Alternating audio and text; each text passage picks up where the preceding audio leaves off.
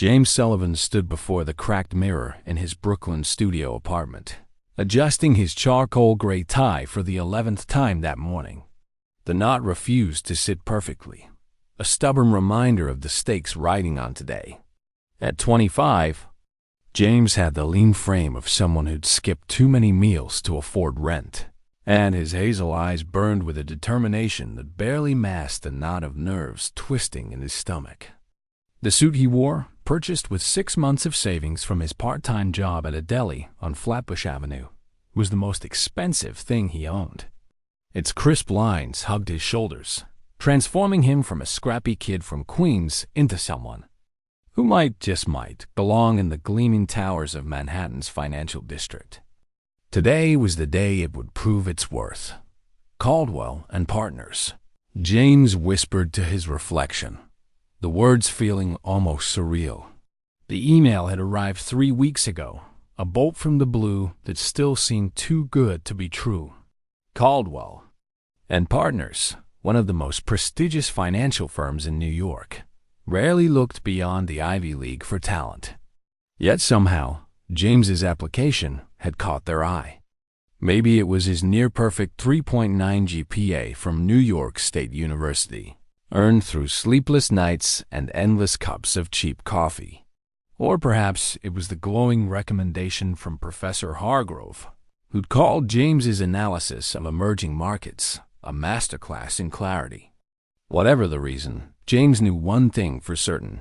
This interview was his golden ticket, his one shot to escape the cycle of struggle that had defined his life. Growing up in a cramped apartment in Flushing, Queens, James had watched his mother, Margaret Sullivan, work herself to the bone. A night shift nurse at a public hospital, she juggled double shifts to keep food on the table after James's father, a car mechanic named Tom, died of a heart attack when James was 13. Tom's death had left a void, but also a guiding principle, etched into James's memory like a commandment. Your character is what you do when no one's watching.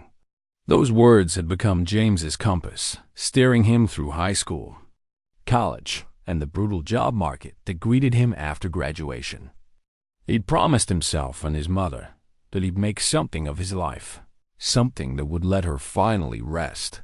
The wall calendar above his desk bore testament to his focus. April 15th was circled in red ink, the words, "They it all changes," scrawled in bold. James glanced at it now, feeling a surge of adrenaline. His interview was at 9:30 a.m., but he planned to arrive by 8:45, giving himself time to review his notes and steady his nerves. The weather app on his phone mentioned a chance of light rain, nothing to worry about, he decided.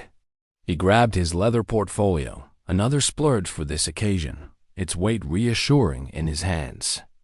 Inside were his resume, meticulously crafted answers to potential questions, letters of recommendation, and a 10-page analysis of Caldwell's recent investments in Southeast Asia. He'd spent weeks perfecting it, hoping it would set him apart from the polished Ivy League candidates he'd be up against. "You've got this," James told himself, taking one last look at the apartment. The sagging couch, the thrift store coffee table, the stack of unpaid bills on the counter, it all felt temporary now, a chapter he was about to close. He straightened his tie one final time, grabbed his keys, and headed for the door. The subway ride into Manhattan was a blur of familiar routines. The screech of metal on tracks, the press of commuters, the faint smell of stale coffee and damp coats. James sat with his portfolio on his lap, mentally rehearsing his talking points. Why do you want to work at Caldwell and Partners? Because your firm's risk assessment models are the gold standard, and I want to contribute to that legacy. He'd practiced the words so many times they felt like a mantra. But beneath the rehearsed confidence, doubts gnawed at him. The job market for recent graduates was a battlefield, especially for someone like him, no connections, no family name to open doors. He'd applied to over 80 positions in the past 6 months, landing only a handful of interviews each. ending with polite rejections. One recruiter had been blunt. "You're smart, but you lack the network. This industry runs on who you know." The memory stung, but it also fueled him. Caldwell and Partners was his chance to prove them wrong. As the train rattled toward Manhattan, James's phone buzzed. A text from his mother lit up the screen. "So proud of you, Jimmy. You're going to shine today. Love, Mom." His throat tightened. Margaret had been ecstatic when he'd told her about the interview, her voice trembling with hope over the phone. She'd sacrificed so much, her health, her time, her dreams, to give him this shot. The thought of letting her down was unbearable. He typed a quick reply. "Thanks, Mom. I'll make you proud." Stepping out of the subway station at 7:45 a.m., James felt the first hint of moisture in the air. The sky was overcast, but the forecast had promised nothing worse than a drizzle. He adjusted his jacket and began the 6-block walk to the Caldwell building, his polished dress shoes clicking against the pavement. Around him, New York pulsed with its usual frenetic energy. Taxis honked, pedestrians hustled, and the distant wail of a siren cut through the morning hum. James kept his eyes forward, visualizing the gleaming glass tower that housed Caldwell and Partners. He'd seen photos online, a monument to financial success, its 85 stories piercing the skyline. Today, he'd walk through its doors. Not as an outsider, but as a contender. His mind drifted to a memory from 2 years ago, during his senior year. He'd been rejected for a summer internship at a mid-tier firm, despite acing the technical questions. The hiring manager had leaned back in his chair, sizing James up. "Your resume's solid, but you don't have the polish we're looking for. It's about presence, connections." The words had burned, but they'd also lit a fire in James. He'd spent the next 2 years honing his skills, taking extra courses, volunteering for research projects, even teaching himself basic coding to understand financial algorithms. His portfolio's analysis, a deep dive into Caldwell's exposure to Vietnamese tech startups, was the culmination of that work. If he could just get in the room, he'd show them what he was capable of. The Caldwell building came into view as James rounded a corner, its facade shimmering even under the gray sky. His heart quickened. This was it, the place where fortunes were made, where careers were launched. He checked his watch. 8 a.m., plenty of time. He stopped at a crosswalk, taking a deep breath to steady himself. The portfolio felt heavier now, not just with paper, but with the weight of his dreams. He thought of his father, who'd always believed in doing the right thing, no matter the cost.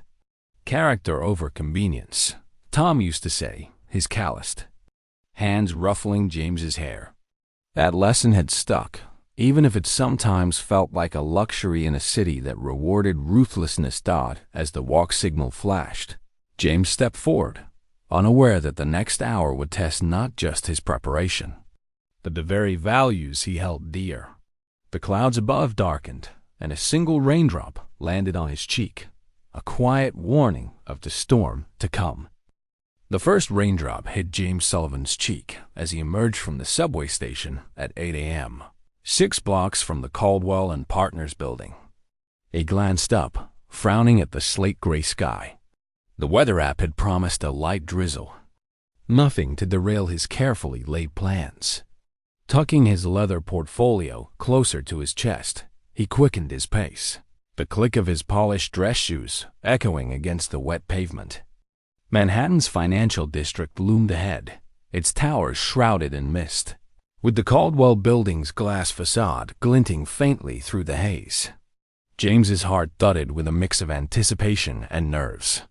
He had 45 minutes to reach the lobby, review his notes, and project the confidence he'd spent weeks rehearsing. He could do this by the time he'd crossed half a block. The drizzle had morphed into a relentless downpour.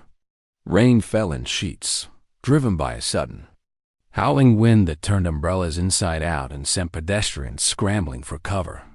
Thunder cracked overhead, so loud it seemed to shake the concrete beneath James's feet. "No, no, no," he muttered, hunching his shoulders as he tried to shield his portfolio with his body. The leather case held everything: his resume, his rehearsed answers, Professor Hargrove's letter of recommendation, and the 10-page analysis of Caldwell's Southeast Asian investments he'd poured his soul into. If it got soaked, he'd lose the edge he'd worked so hard to gain. Around him, the city descended into chaos.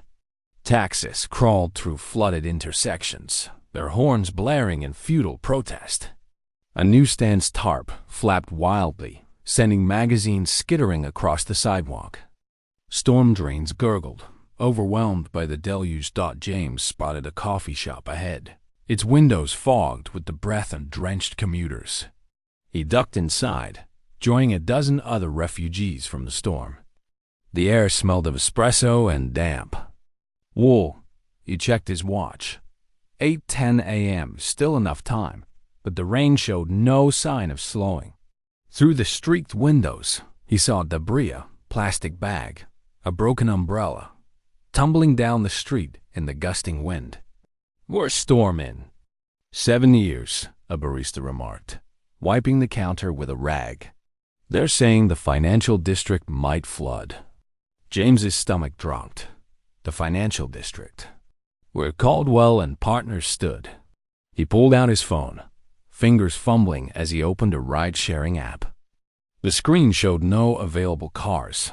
Everyone was either seeking shelter or stuck in gridlock. He refreshed it, then again, but the result was the same. The taxi app was no better. Its map a sea of red dot. Panic crept in, cold and sharp. James glanced at his watch again. 8:20 a.m. He couldn't wait this out. The storm wasn't just an inconvenience. It was a thief, stealing the buffer time he'd so carefully planned. He pushed back outside, the rain instantly soaking through his hair and seeping into the collar of his suit jacket. Holding the portfolio tightly against his chest, he broke into a jog, weaving through clusters of pedestrians huddled under awnings. His dress shoes, polished to a mirror, shined the night. Before, splashed through puddles that reached his ankles. Water seeped into his socks, creating a squelching sound with each step. The portfolio's leather grew slick, and he prayed the documents inside were still intact. His analysis, months of research into Vietnam's tech sector, couldn't be ruined now. A memory flashed through his mind, unbidden. He was 16, helping a friend fix a flat tire in a summer downpour, both of them soaked to the bone. His father's voice had echoed in his ears. "Doing the right thing doesn't always feel good, Jenny, but it's what makes you a man." The lesson had stuck, but right now, it felt like a cruel irony. Doing the right thing meant getting to that interview on time, not standing in the rain with a soggy suit and fading hopes. James shook off the thought, focusing on the street ahead. The Caldwell building was still 4 blocks away, its silhouette barely visible through the curtain of rain. At a major intersection, James spotted a taxi pulling over to let out a passenger.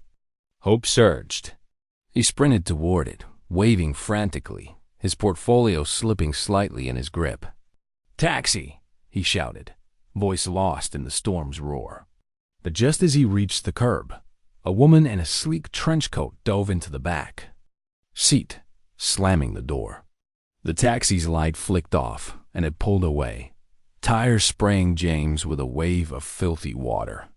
He stood there, chest heaving, rain streaming down his face. His watch read 8:50 a.m. The Caldwell building was now 3 blocks away, but his buffer time was gone. He was officially cutting it close. James alternated between a jog and a fast walk, his breath ragged from exertion and rising anxiety. The job market had been brutal: hundreds of applications, countless rejections, and always the same refrain: "You're qualified, but we went with someone with more connections." This interview was the culmination of months of persistence, of late nights studying Caldwell's annual reports, of practicing his handshake in the mirror. If he missed it, there'd be no second chance. A bus roared past, its wheels sending another cascade of water across his pants. James barely noticed, his mind locked on calculations. 3 blocks, 10 minutes, factoring in flooded crosswalks and the weight of his waterlogged clothes. At 9:05 a.m., the Caldwell building finally came into view, its glass facade gleaming ominously through the rain. James felt a flicker of hope. He might make it maybe a minute late, but surely they'd understand, given the storm. He quickened his pace, ignoring the ache in his legs and the way his soaked shirt clung to his skin. The portfolio, now a sodden mess, was pressed so tightly against his chest it felt like part of him. The rain had become an adversary, a force he had to outrun. Then, through the storm's relentless drumming and his own labored breathing, James heard something that stopped him dead in his tracks. A voice, elderly, strained, tinged with frustration, came from a side street just off the main road. "Blasted thing," it muttered, barely audible over the wind. James hesitated, his gaze darting between the Caldwell building, now tantalizingly close, and the source of the voice.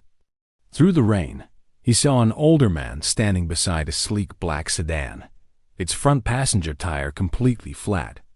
The man wore a tailored overcoat, now drenched, his silver hair plastered to his forehead as he struggled with a jack that kept slipping on the wet pavement. He looked frail, his hands trembling as he tried to position the tool under the car's frame. James checked his watch. 9:18 a.m., 12 minutes until his interview. The Caldwell building was 2 blocks away, close enough that he could still make it if he ran. "Just keep walking," a voice in his head urged. "This is your future. Someone else will help him." The street was nearly empty, though, the few pedestrians hurrying by with heads down, focused on their own survival. The old man glanced up, his eyes meeting James's for a fleeting moment. There was no plea in them, just exhaustion and a stubborn determination to fix the problem himself. James closed his eyes, rain pooling on his lashes. His father's words echoed again, louder this time. "Your character is what you do when no one's watching." He'd lived by those words, but never had they felt so costly. Helping this stranger could mean missing his interview, throwing away months of preparation, his mother's hopes, his chance to escape the grind of poverty. But walking away, leaving this man stranded in a storm, felt like betraying something deeper, something he couldn't name. "Damn it," James whispered, already knowing his choice. He jogged over to the sedan, raising his voice above the storm. "Sir, let me help you with that." The old man looked up, startled, relief washing over his weathered face. "Oh, thank heavens," he said, his voice carrying a faint tremor. "I'm not as nimble as I used to be. My driver's off today, and I thought I could manage on my own." Foolish, really. James set his portfolio on the sedan's back seat through the open door, praying it wouldn't suffer more damage. He peeled off his suit jacket, ruined but still his prized possession, and laid it on the flooded street to kneel on. Taking the jack from the man's hands, he positioned it correctly under the car's frame. "You shouldn't be out in this weather, sir," he said, his tone gentle despite the urgency clawing at him. This storm caught everyone by surprise. The old man watched, shielding his eyes from the rain. "I haven't missed a day of work in 50 years, he said, a hint of pride in his voice. "Not about to let a little rain stop me now." He paused, studying James's quick, practiced movements. "You seem in a hurry yourself, young man." James managed a tight smile as he cranked the jack, the car beginning to rise. "Job interview, a big one." The words felt heavy. Each turn of the jack, a tick of the clock he couldn't afford to lose. The old man nodded, his gaze appraising. "And yet you stopped to help an old fool with a flat tire." "You're not a fool, sir," James said, focusing on the task. "Anyone can get a flat." The rain poured down his back, his white dress shirt now transparent, his once impeccable appearance reduced to a sodden mess.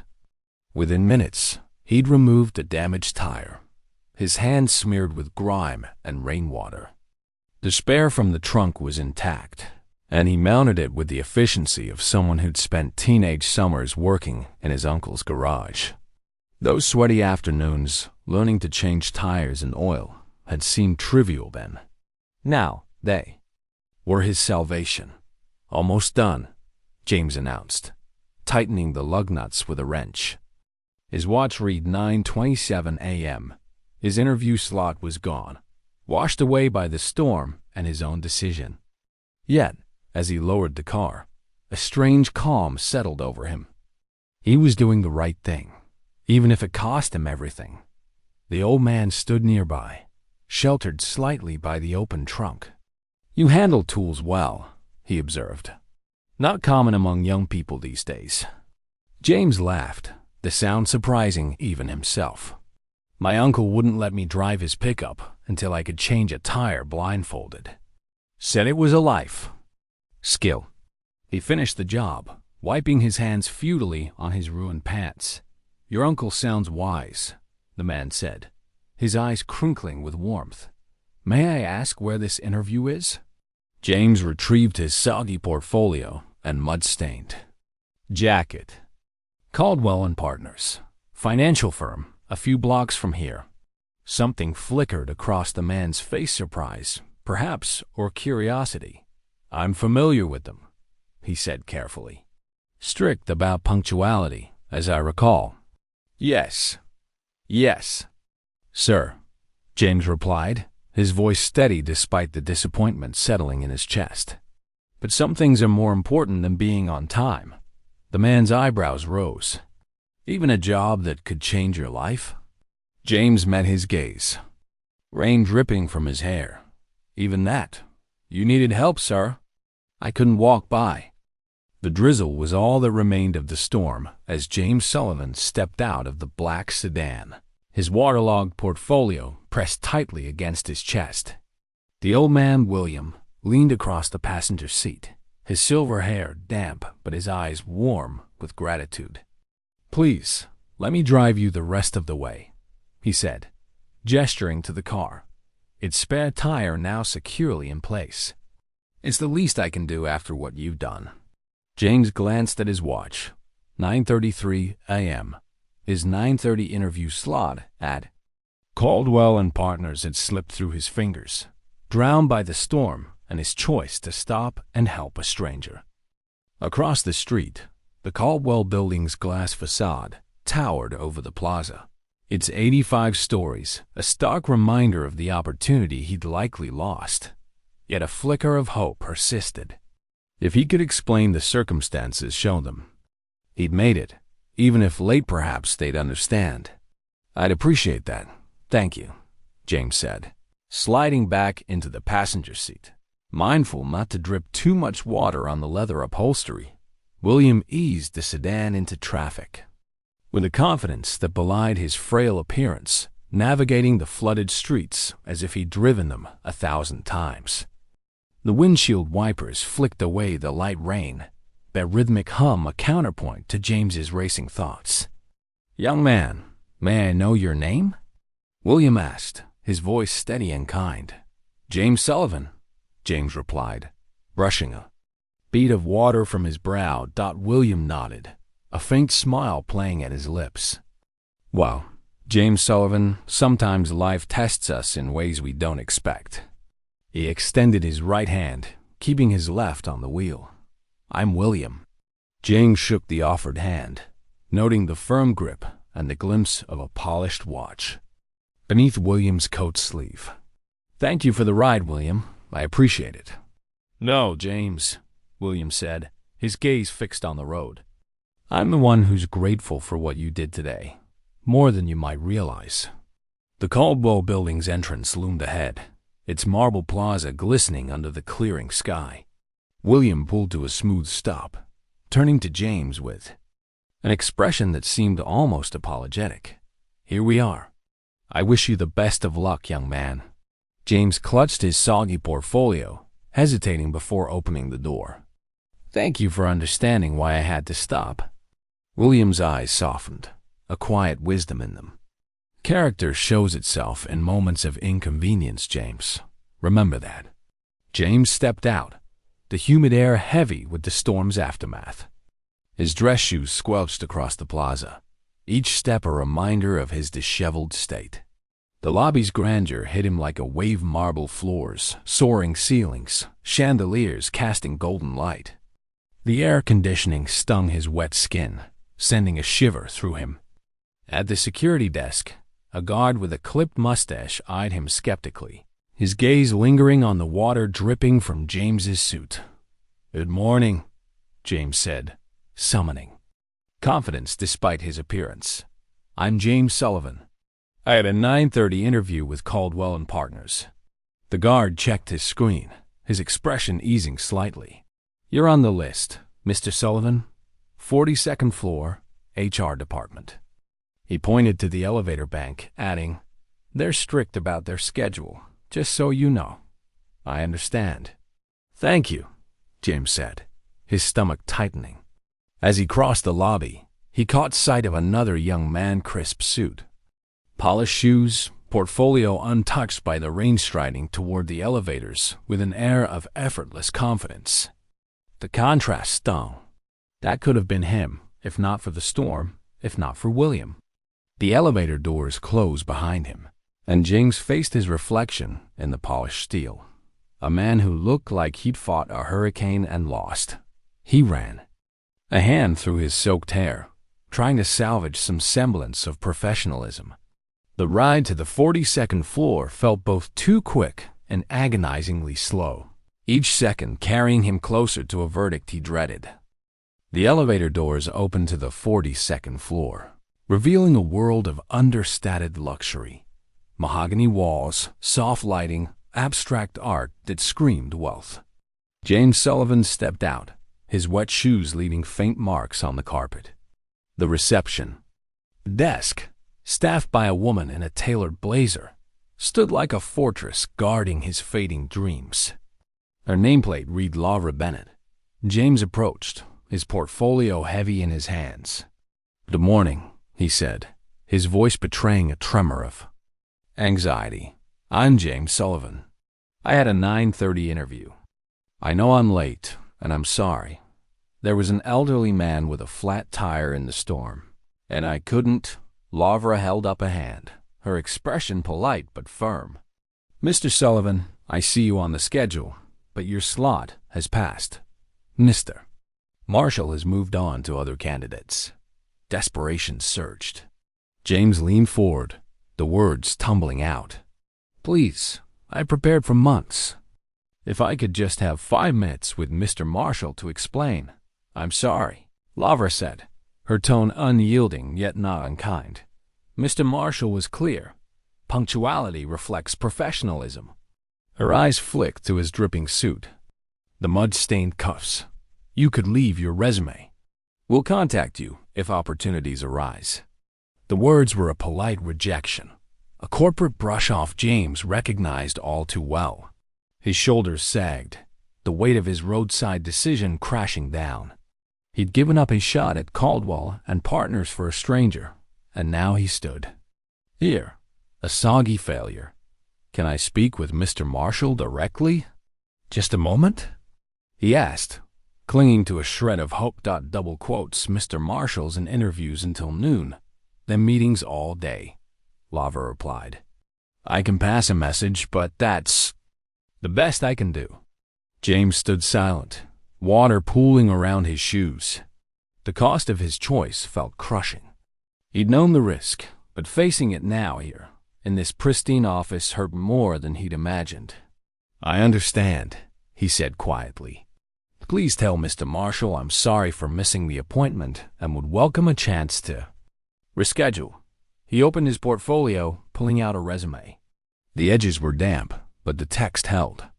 He handed it to Laura, who took it with a nod. "I'll ensure he gets this," she said, her voice softening, perhaps sensing his devastation. "Thank you," James said, turning to leave. He paused. Who would I have interviewed with besides? Mr. Marshall? Laura checked her screen. Mr. Marshall, Ms. Nakamura from International Accounts, and Mr. Langley from Risk Assessment. She hesitated, then added, These things happen, Mr. Sullivan. Other opportunities will come. But they both knew that wasn't true. Caldwell and Partners was a rare chance, a miracle interview for someone like him. The elevator ride down was a blur, the ding of the doors like a final note in a requiem for his dream. Inside, James let regret surface. Had he been wrong to stop? If he'd walked past William, he'd be pitching his analysis now, not heading home with nothing but a ruined suit. The lobby's opulence mocked him as he exited. Outside, sunlight pierced the clouds, its warmth a cruel contrast to the darkness in his chest.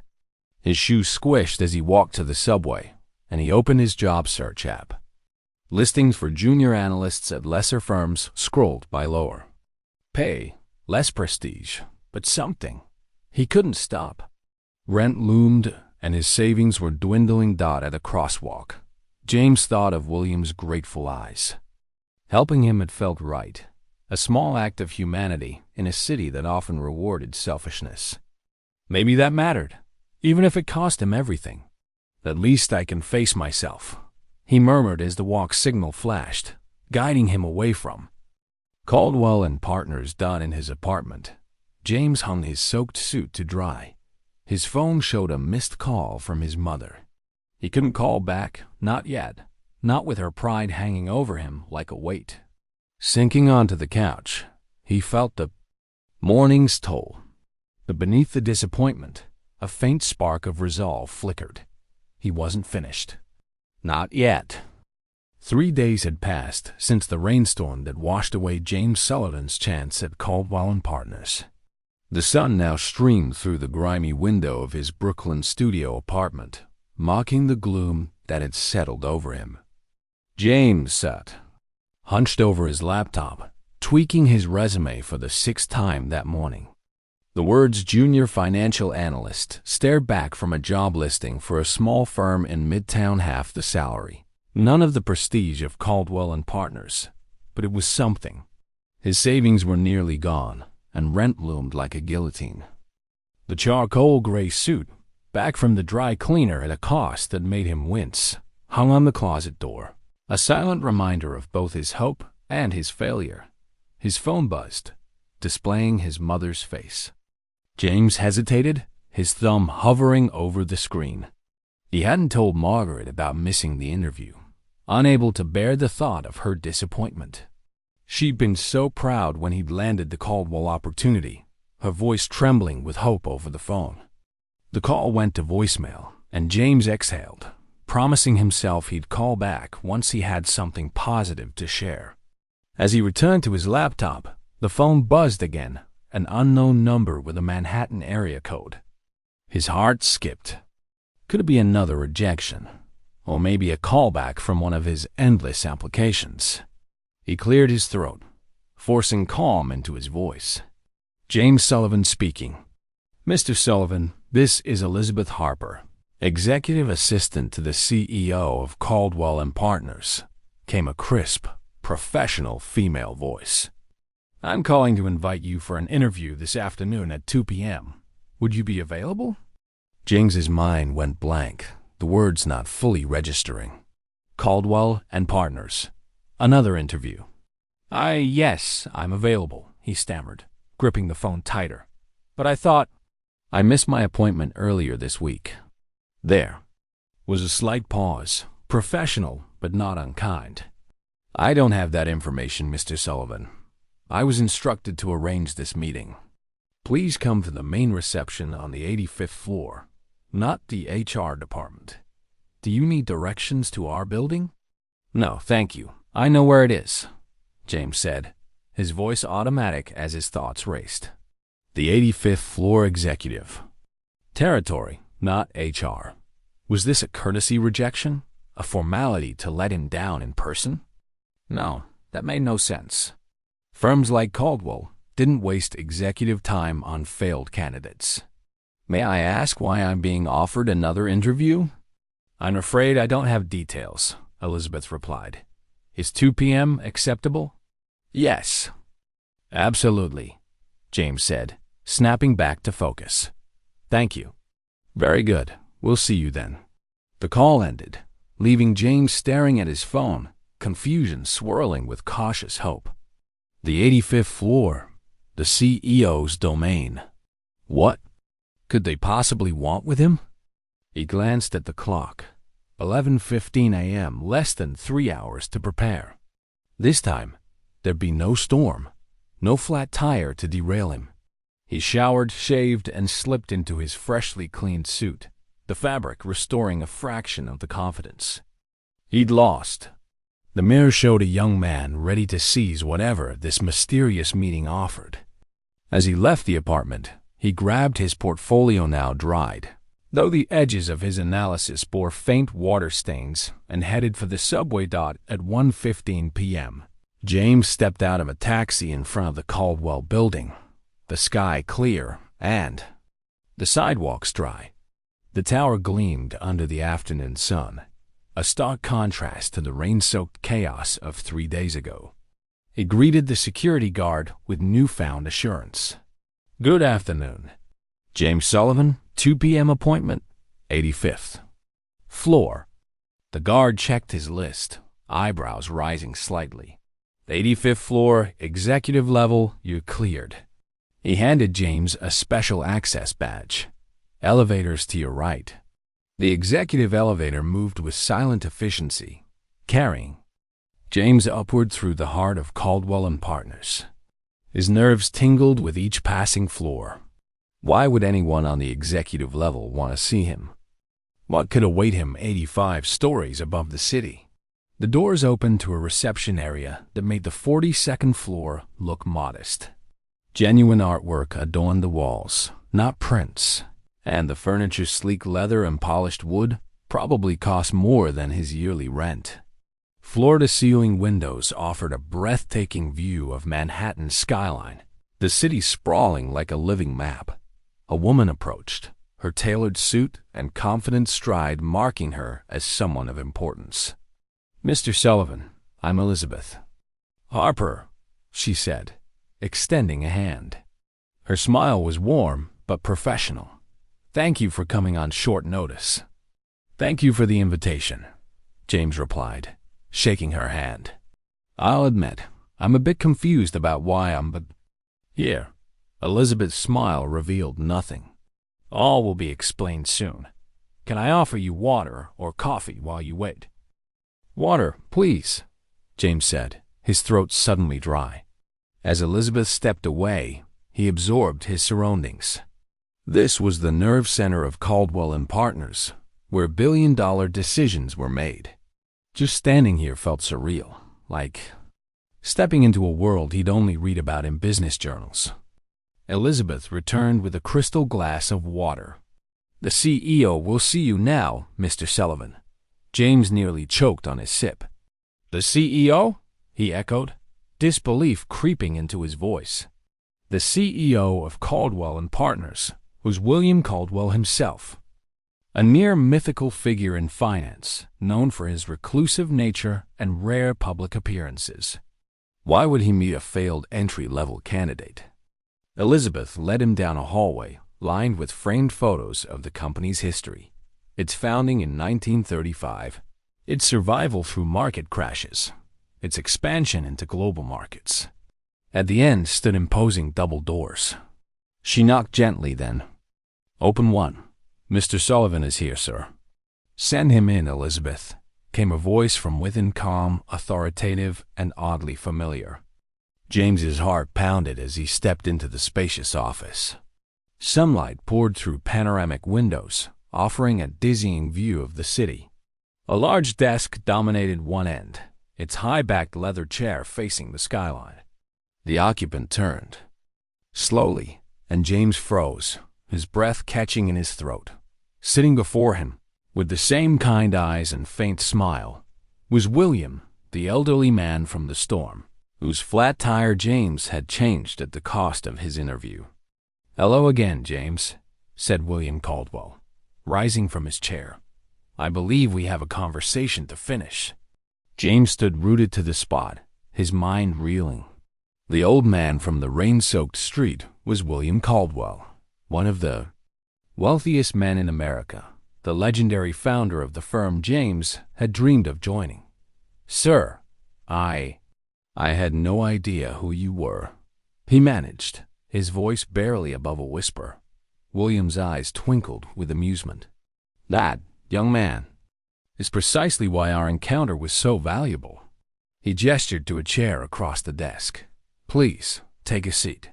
I think you'll need it."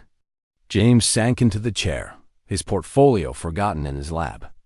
William leaned back, studying him with the same appraising gaze from the storm. The office spoke of power. Awards lined the walls, financial journals sat neatly on shelves, and the city sprawled below like a kingdom.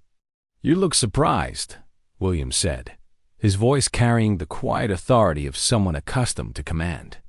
"Though not as surprised as I was when a young man in a soaking wetsuit stopped to help an old fool with a flat tire." James swallowed, his throat tight. "Sir, if I'd known who you were—" William raised a hand, stopping him. "That's the point, James. You didn't know I owned this building, or several others. You had no expectation of reward, only the certainty that helping me would cost you something precious." He leaned forward, elbows on the desk. 59 years ago, I founded this company with a small loan and a stubborn dream. My name meant nothing then. Do you know why Caldwell and Partners has endured while others have fallen? Your investment strategies are legendary, James said, drawing on his studies. Your risk models are taught in every finance program. William nodded. Good answers, but incomplete. This company thrives because I built it on integrity. Money can be made many ways, but a reputation takes a lifetime to build and seconds to lose. He opened the drawer, pulling out James's portfolio, its water-stained cover unmistakable. You left this in my car. I read your analysis of our Southeast Asian investments. Impressive work for someone fresh out of college. Asterisk. James stared, stunned. Thank you, sir, but why am I here? William smiled. Each year, we get hundreds of applications from Harvard, Wharton Perfect. GPAs, elite internships, family connections. How many of them would stop to help a stranger in a storm, knowing it had cost them their dream job? James's voice was soft. Not many. Exactly, William said. He pressed an intercom button. Elizabeth, bring the file, please. Moments later, Elizabeth entered with a thick folder, placing it before William before exiting.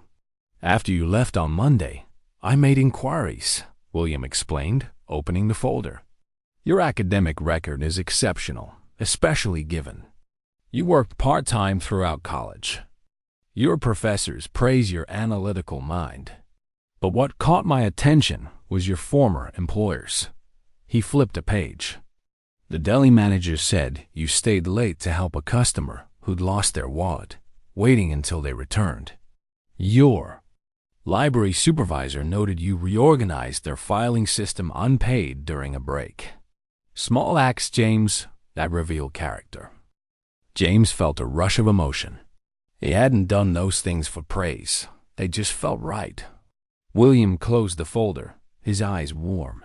Our hiring process finds the brightest minds. It can't measure integrity. For that, I rely on other methods.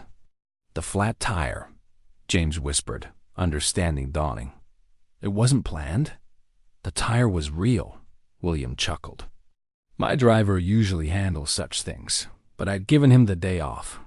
The coincidence of it happening that morning was fortuitous. He stood, extending a hand. James Sullivan, I'd like to offer you a position, not as a junior analyst, though you'd excel there, but as my special assistant. James rose shakily, taking William's hand. Your special assistant? Sir, I don't have the experience you Had exactly what I need, William interrupted gently. Financial skills can be taught. Integrity comes from within. He placed a hand on James's shoulder. This company's future depends on making the right decisions, often the hardest ones. I need people who understand that. You'll work with me on special projects, attend board meetings, learn the business from the top. It won't be easy long hours, steep learning curves, scrutiny from veterans. Are you ready? James stood straighter, the offer's weight sinking. I'm not afraid of hard work, sir. William smiled knowingly. I thought not. He gestured to the city below. The position comes with a starting salary triple our analysts, plus bonuses and eventual equity options. The figure William named made James's head spin. It would pay off his student loans, let his mother retire, change their lives overnight. Why me? He asked softly. There must be hundreds more qualified. When I was your age, someone saw by on my resume, William said. Now I'm doing the same. He extended his hand again. So, James, do we have a deal? James grasped it firmly, his future reshaping before him.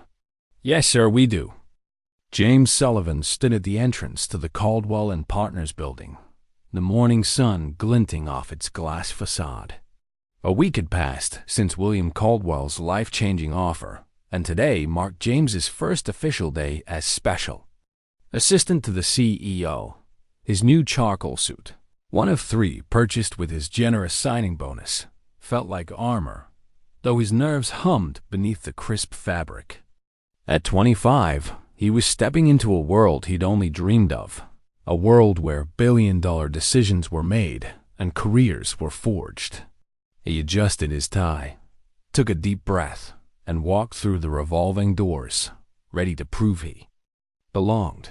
The security guard, the same one who'd eyed him skeptically 3 days ago, now greeted him with a nod. Good morning, Mr. Sullivan. Welcome to your first day. The deference in his tone caught James off guard, a reminder of how much had changed. Thank you, he replied, still adjusting to the weight of his new title. The past week had been a whirlwind, paperwork, background checks, and an intensive orientation that outlined Caldwell and Partners' complex operations. He'd moved from his cramped Brooklyn studio to a 1-bedroom apartment in Murray Hill, closer to the office. Resisting the urge to splurge on lavish furnishings, he'd heeded his mother's practical advice. Save first, spend later. The memory of her voice steadied him as he stepped into the executive elevator, its sleek interior carrying him smoothly to the 85th floor. The doors opened to the now familiar reception area, where Elizabeth Harper waited with a warm smile. Right on time, James, she said, her tailored suit as impeccable as ever. Mr. Caldwell values punctuality. She handed him a sleek laptop and a company phone, their weight a tangible symbol of his new role. These are yours. Your office is this way. My office? James echoed, surprised. I assumed I'd be in a cubicle or open area. Elizabeth laughed lightly.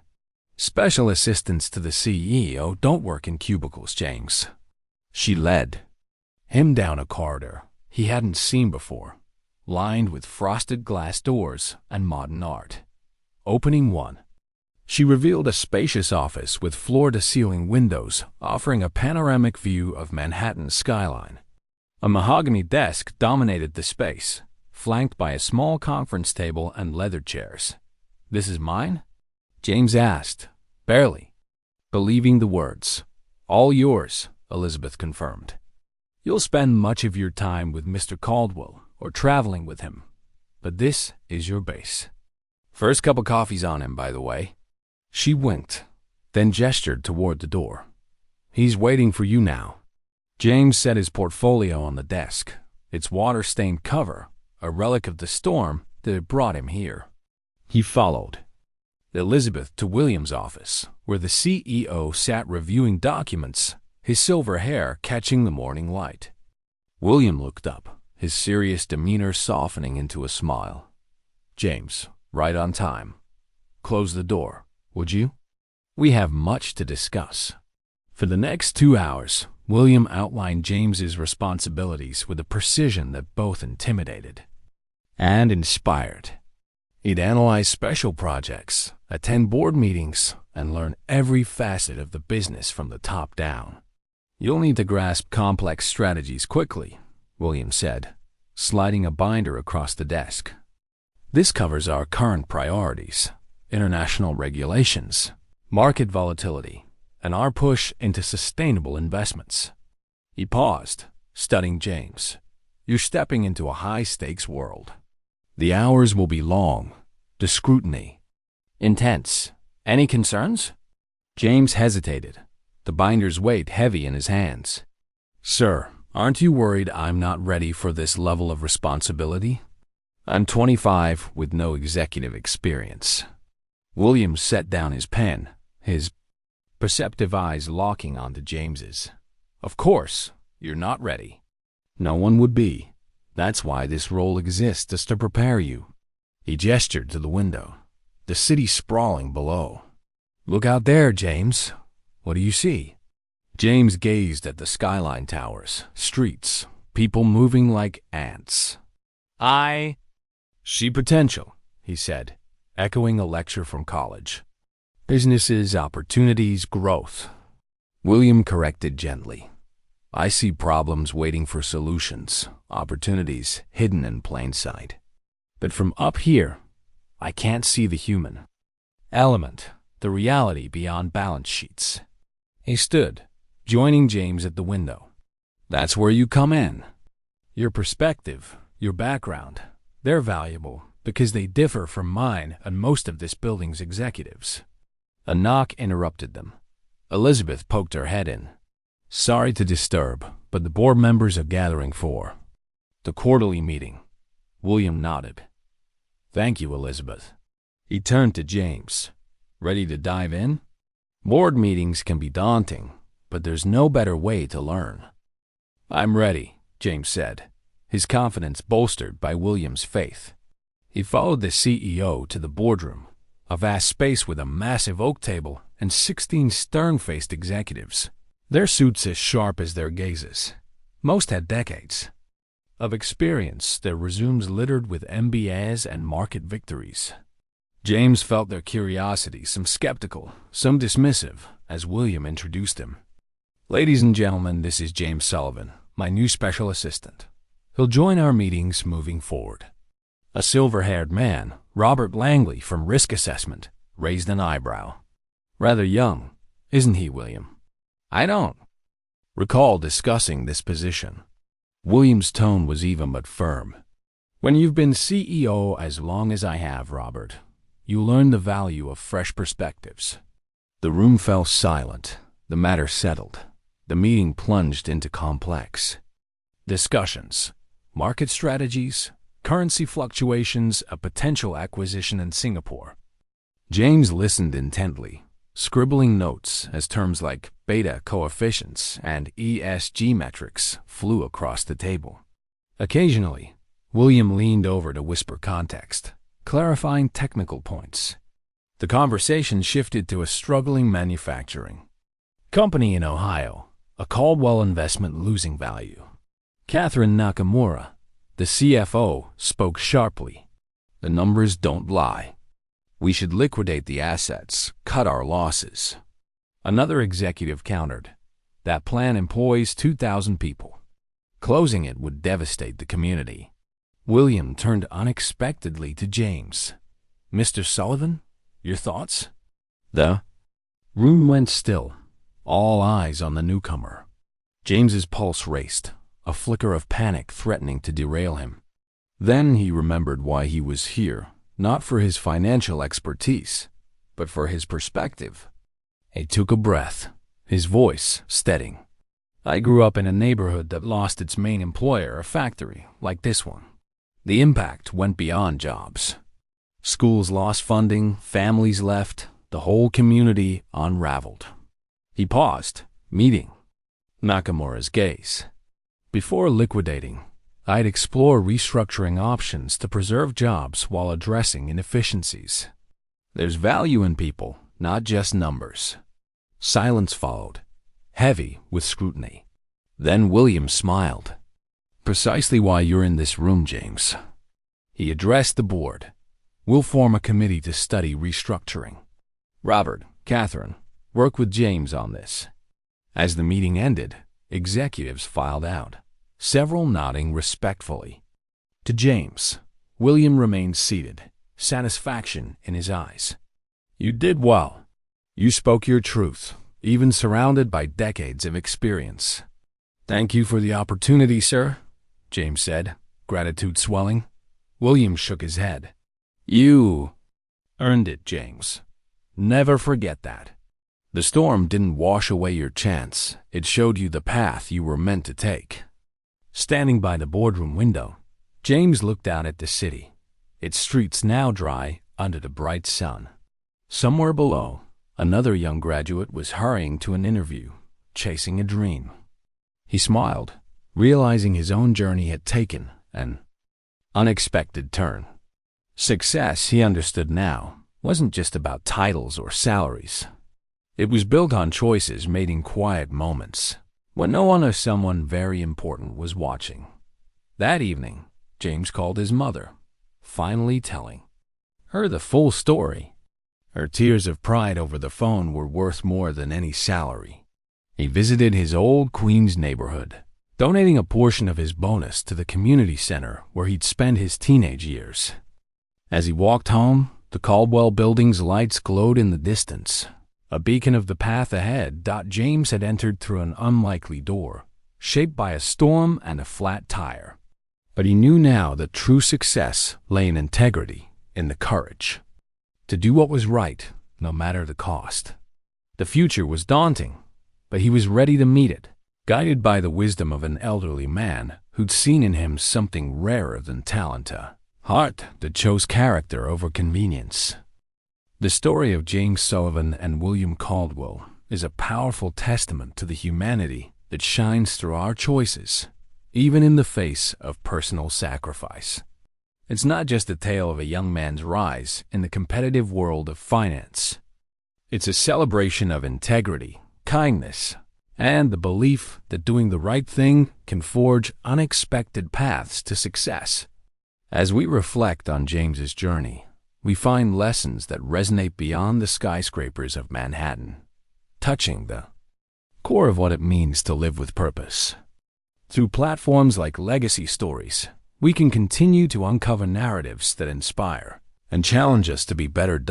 At the heart of this story is James's decision to help a stranded William during a storm, risking his dream job at Caldwell and Partners. Guided by his father's words, "Your character is what you do when no one's watching," James acted without knowing William was the CEO.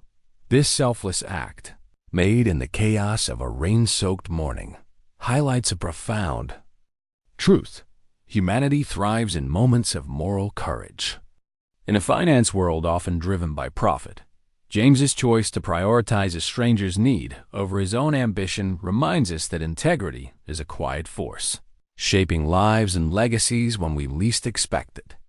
The story offers two key lessons. First, integrity is more valuable than any title or salary. William didn't hire James for his GPA, but for his character, recognizing that true leadership requires empathy and principle. When James advocated for preserving jobs in a struggling Ohio plant, he showed that his working-class roots could influence billion-dollar decisions. This teaches us that our values, not just our skills, define our impact. Second, kindness can be a catalyst for opportunity. James's small act of helping William opened doors he never imagined, proving that the right choices, though costly, can lead to extraordinary outcomes. Stories like James's remind us why we need narratives that uplift and inspire. Legacy Stories is a channel dedicated to sharing tales of courage, integrity, and human connection stories that challenge us to reflect on our own choices. By subscribing to Legacy Stories on your favorite platform, you'll join a community that celebrates the power of doing what's right, no matter the odds.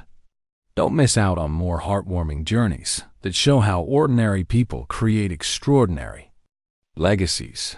Subscribe today, share your thoughts, and let's keep the conversation alive. Together, we can find inspiration in the stories that shape our world.